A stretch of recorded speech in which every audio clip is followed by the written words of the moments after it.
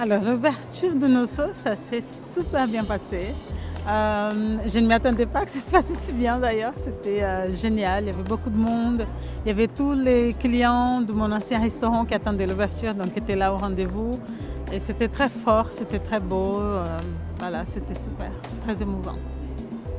Nosso, ça veut dire le nôtre. Le nôtre, à nous. Voilà, c'est à nous, quoi. C'est notre restaurant.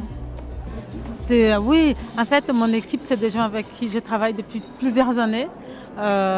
C'est des gens la plupart étaient avec moi déjà dans l'ancien restaurant. J'ai des gens, un de mes sous-chefs, c'était mon apprenti par exemple. Donc oui, c'est une grande famille, on se connaît super bien, on passe 15 heures par jour ensemble. On est plus ensemble qu'avec nos familles, donc évidemment c'est la famille, on partage beaucoup d'émotions, on partage de la réussite, des tristesses, des pleurs, des rires, on vit ensemble, quoi. Au début, pendant le Covid et la fermeture, c'était très compliqué. J'ai signé l'achat de Nosso le 1er février 2020 et j'ai vendu mon ancien restaurant le 14 février 2020. Donc c'est une création d'entreprise, je n'avais pas de période de référence. Donc quand le Covid est arrivé, j'étais là, waouh, qu'est-ce qui m'arrive, quoi, c'est pas possible. Donc je faisais partie de ces cas particuliers, mais vraiment une toute petite minorité où je venais de créer une entreprise, où j'avais un crédit bancaire, un loyer, le DEF, tout qui tombait. J'avais zéro aide et je ne pouvais pas ouvrir. J'étais interdite d'ouvrir.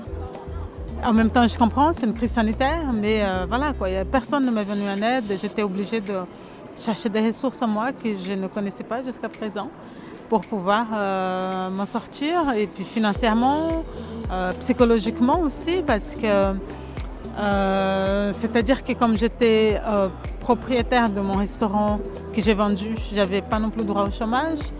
Et tout a été bloqué, le pays, le monde s'est arrêté. Donc l'argent de la vente, il était bloqué aussi. Je ne pouvais pas le récupérer parce qu'il était dans un séquestre. Donc voilà, c'était une période qui était vraiment très compliquée. Mais qui m'a quand même... la bonne chose là-dedans, c'est que j'ai appris beaucoup avec moi-même. J'ai appris que j'ai plein de ressources en moi. Que j'ai plein d'amis. J'ai appris que j'ai plein d'amis. Et voilà, donc c'était waouh. Dans cette période, il fallait travailler, j'avais pas le choix, il fallait travailler.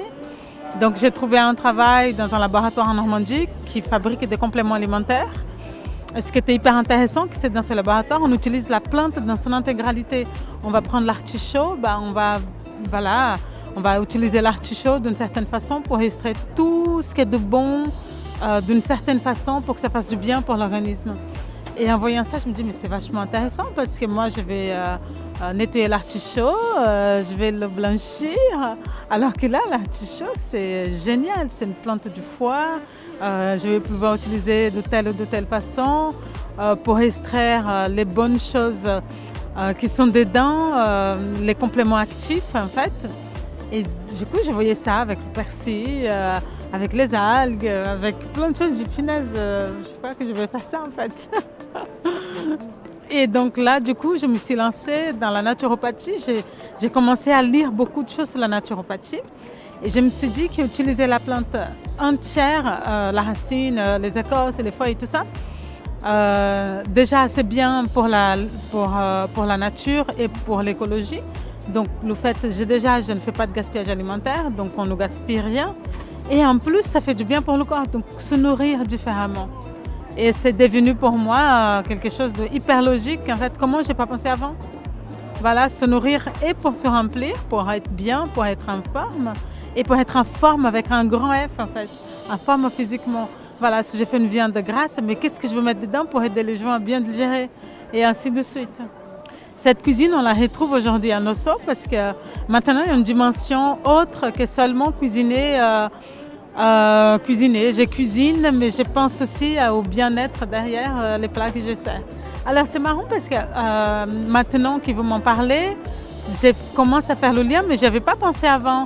Effectivement, le fil conducteur entre la naturopathie, la cuisine et mon métier que je faisais quand j'étais mon premier métier, que c'est institutrice, c'est qu'au final, l'institutrice, elle va passer, elle va apprendre, elle va nourrir bah, la tête, elle va aider à grandir. Bah, la cuisinière, bah, elle va réconforter, elle va aussi nourrir, bien sûr. Et la naturopathie, bah, je vais nourrir, mais je vais aussi soigner en fait. Et évidemment, je ne fais pas l'exercice illégal de la médecine, mais je sais qu'on peut se soigner avec les plantes. Je suis intimement persuadée qu'on peut le faire. J'ai rencontré beaucoup de chefs en fait depuis que je suis en France et que j'ai fait ce métier. Et c'est un milieu où les gens sont très humains.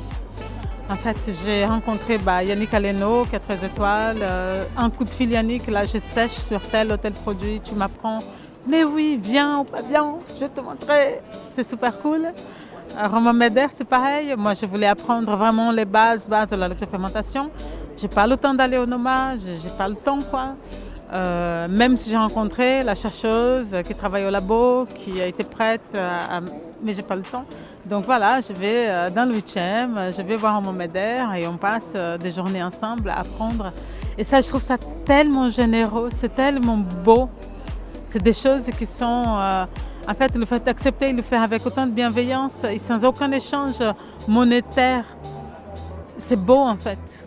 Et j'ai envie en fait de pouvoir moi aussi offrir ça un jour à un jeune qui va me demander ou quelqu'un qui va me... Je trouve ça hyper grand. C'est ça, quand tu dis un grand chef, c'est ça en fait. C'est pas savoir cuisiner, c'est savoir transmettre, c'est savoir donner. C'est ça qu'on dit un grand chef ou une grande personne tout simplement. C'est le partage qu'on est capable de faire à d'autres personnes sans pour autant les humilier parce qu'elles ne le savent pas. Voilà, c'est ça, c'est beau.